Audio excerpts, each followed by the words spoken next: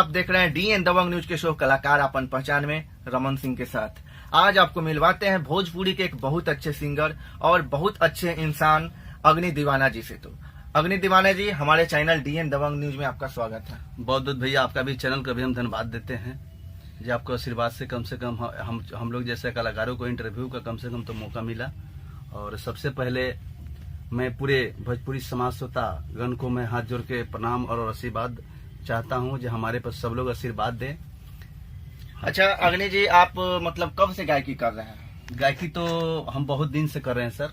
कहने का मतलब हम बच्चे से ही कर रहे थे, बाकी बीच बीच में थोड़ा परेशानी के चलते, संघर्ष के चलते मेरा बीच बीच में आता रहा गाना, बीच में थोड़ा सा समय के कारण लेट हुआ। और अभी आप लोग का आशीर्वाद से, जनता का आशीर्वाद से, श्रोतागण के आशीर्वाद से अभी बहुत बढ़िया मेरा सब गीत आप पब्लिक के आशीर्वाद से अच्छा व्यूज मिल रहा है गाना का, और सब आप लोग का दया रहेगा तो आज आगे की भी हम लोग का। अच्छा अग्नि जी, मतलब आप कितना गाना गा चुके हैं अभी तक आप भोजपुरी में?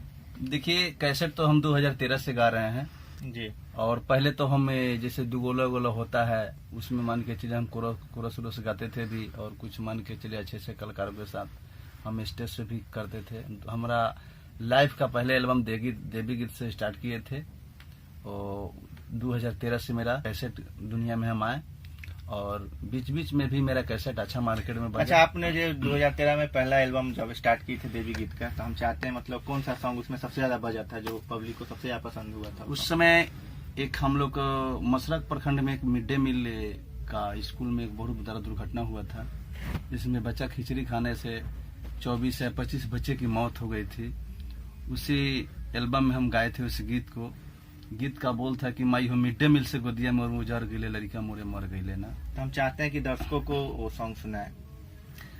तो इस गीत का देखे जब हम 2013 में इस गीत को गाए थे, गीत का बोल था कि माई हो मिड डे मील से गोदिया मोर उजर गईले, माई हो मिड डे मील से गोदिया मोर उजर गईले, लइका हमर मार गईले ना। माई हो मिड डे मील से गोदिया मोर उजर गईले, लइका हमर मार गईले ना। जनती की सपना हमर मिल जाई धूल में, भेजती न पढ़े सारा कारी स्कूल में, भेजती न पढ़े सारा कारी स्कूल में। माई हो मिड डे मील से गोदिया मोर उजर गईले, लइका हमर मार गईले ना। बहुत बहुत अच्छा।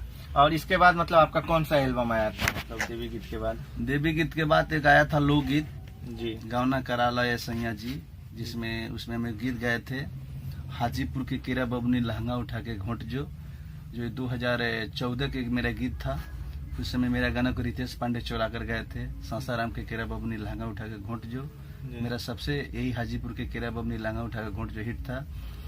तो अग्नि जी, मतलब आपका मतलब बहुत सामाजिक गीत आता है, तो हम चाहते हैं कि दर्शकों को कुछ सामाजिक गीत सुनाए। देखिए, अभी हम बीच में एक एल्बम गाए थे, जिस एल्बम में एक बहुत अच्छा हम दहेज प्रथा गीत गाए थे।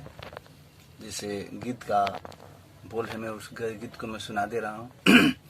गीत था कि एक पुरिया जहर दे दी, एक पुरिया जहर दे दी, खा के हम सूती, एक पुरिया जहर दे दी, खा के हम सूती, कहवा से देबे पापा दहेज में मरूती, कहवा से देबे पापा दहेज में मरूती। लड़की बोल रही है कि दोष ना तुहार पापा, गलती बा नसीब के, दोष ना तुहार पापा, गलती बा नसीब के, डोली के बदले अर्थी उठता गरीब के, तमाई बीमार बिया तुहु ना निरोग हो, तमाई बीमार बिया तुहु ना निरोग हो, एही में देहिया हो गईल शादी के जोग हो, एही में देहिया हो गईल शादी के जोग हो। फिर लड़की बोल रही है कि भैया मुंह फेर लिहले खर्चा कैसे जूटी, भैया मुंह फेर लिहले खर्चा कैसे जूटी, कहवा से देबे पापा दहेज में मरूती, दहेज में मरूती, दहेज में मरूती। क्या बात है, बहुत बहुत अच्छा। तो हम चाहते कि एक और मतलब जो सामाजिक गीत हो वो हमारे दर्शकों को और सुनाए। बहुत मजा आया आपका ये सॉन्ग सुनकर, बहुत अच्छा लगा। चलिए मैं रमन सर आपको इस गाने के लिए जो भी है आपका चैनल से मैं इंटरव्यू दे रहा हूँ, आप अच्छे से अपना मार्केटिंग है, में कोई दिक्कत नहीं है। बाकी जो भी मेरा है सामाजिक गीत है। एक और मैं गीत गया था जो खेसारी जी गाए थे, जे हमरा के लग है सुताली अम्मा बेटा और पी करे त ड्रामा। जी तो मान के चला औरत से तबाह था।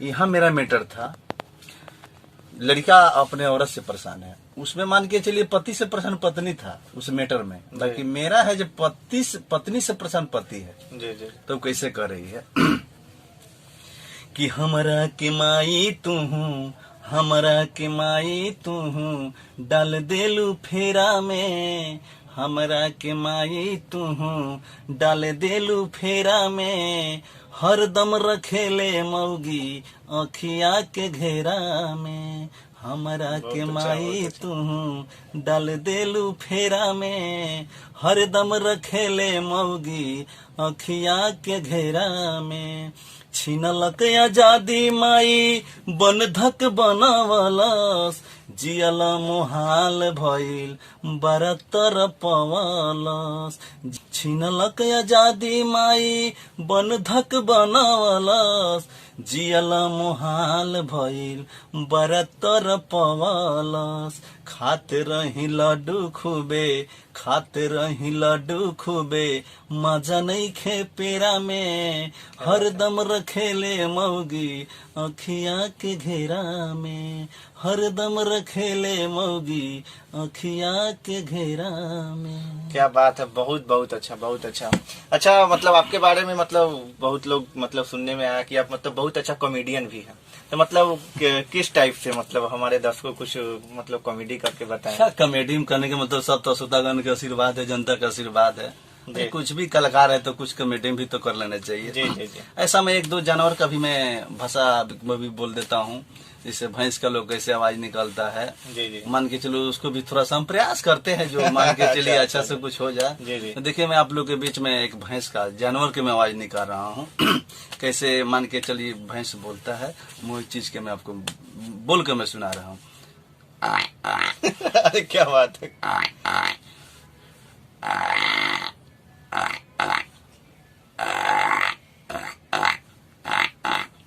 क्या बात है, क्या बात सब है। आप लोग का आशीर्वाद है, जनता का आशीर्वाद है, जो भी मान के चलिए कुछ अच्छा लगे।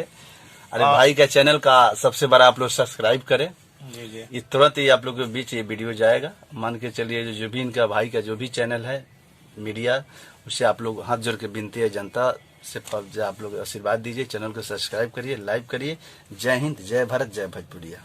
चलिए तो आपको आज मिलवाए हैं हम अग्नि दीवाना जी से, और बहुत अच्छे इंसान हैं। नेक्स्ट एपिसोड में आपको फिर दूसरे कलाकार से मिलवाते हैं। तब तक के लिए जय।